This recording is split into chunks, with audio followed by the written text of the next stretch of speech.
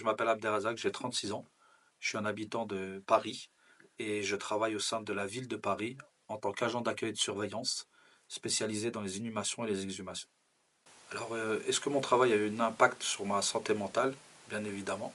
Je travaille dans le funéraire. C'est un métier qui est un peu glauque, très délicat. Et je fais face à certaines situations où, oui, effectivement, quand je sors du travail, ça reste en moi. Telles que des exhumations d'enfants et plein d'autres choses. Alors, au niveau mental, ça peut aller de temps en temps, comme des fois ça ne peut ne pas aller. Mais c'est vrai qu'on n'a pas trop d'aide à ce niveau-là.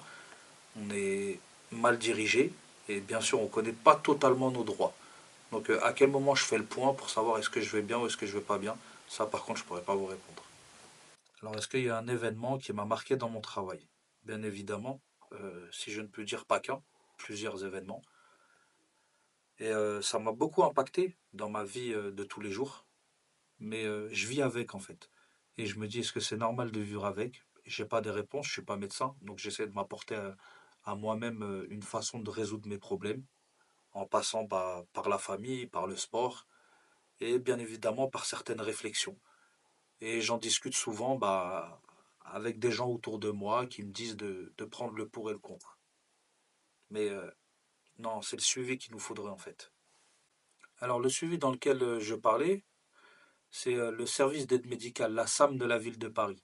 Seulement, c'est des gens, on les appelle. Des fois, ils n'ont pas le temps de nous recevoir, donc on fait de la enfin, c'est un psychologue qui nous parle au téléphone pendant 1 heure.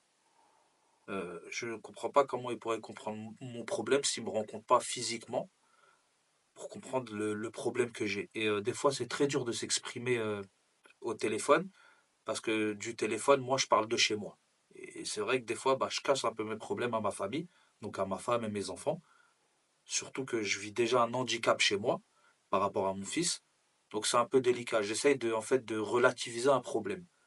En voyant mon fils, je me dis que moi, c'est rien. Non, moi aussi, c'est quelque chose en fait. Mais voilà, c'est vraiment pas évident et des fois, on se cache, voilà, on dit rien. On vit avec et c'est comme ça. On ne sait pas quoi faire. Alors l'impact sur la santé mentale, est-ce qu'il peut s'empirer? Euh, Évidemment. Mais maintenant, à quel moment on sait sur l'échelle, est-ce que ça a déjà empiré ou pas? C'est bien ça le problème.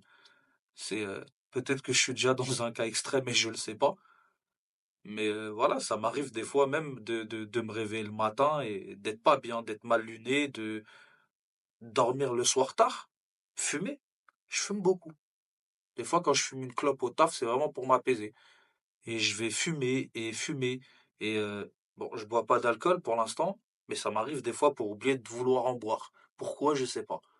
Mais il y a des choses que je vais faire qui ne font pas partie de mon quotidien avant que je rentre dans le monde funéraire. Donc, comment établir tout ça? Vous savez, moi, je suis pas médecin. Je suis une simple personne. J'extériorise à ma façon. J'aimerais faire attention à moi de temps en temps. J'ai réfléchi à quitter ce métier. Et vous savez, des fois, on choisit pas ce qu'on doit faire. On le fait parce qu'on a des responsabilités, on a des familles sur nos épaules. Et en tout cas, dans mon cas, moi, il y a un seul salaire qui rentre à la maison parce que j'ai une femme qui s'occupe à 100% d'un enfant autiste. Donc, si vous voulez, je réfléchis plus à la stabilité de ma famille plutôt qu'à ce que je veux faire dans ma vie. Je suis arrivé dans cette situation-là, moi. Elle est critique pour certains, mais moi, c'est ma vie. Quand on travaille dans le monde funéraire et surtout dans les inhumations et exhumations au sein des cimetières, il faut être prêt psychologiquement. C'est pas une question de physique. C'est en fait tout se passe dans la tête. Et c'est un métier très difficile car on fait face à des choses très difficiles. Je ne peux pas tellement les détailler à la caméra, mais je vous assure que j'invite beaucoup de personnes à aller voir les cimetières de plus près, à rentrer en immersion dans notre métier, et vous reviendrez me dire ce que vous en pensez. Alors moi, ma carapace, c'est juste ma situation. Ma carapace, c'est ma situation, c'est le fait que je n'ai pas le choix.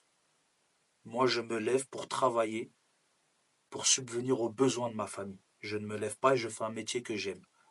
J'ai des responsabilités et elles passeront au-dessus de tout. Et ça, c'est ma carapace. et c'est ma façon à moi de faire ma thérapie, de voir mes enfants sourire, ma femme et mes parents surtout. Et voilà, c'est comme ça. C'est des responsabilités. C'est ma carapace à moi. Mon dernier mot, ce serait plutôt de dire aux jeunes surtout, faites ce que vous aimez surtout. Faites ce que vous aimez. Voilà.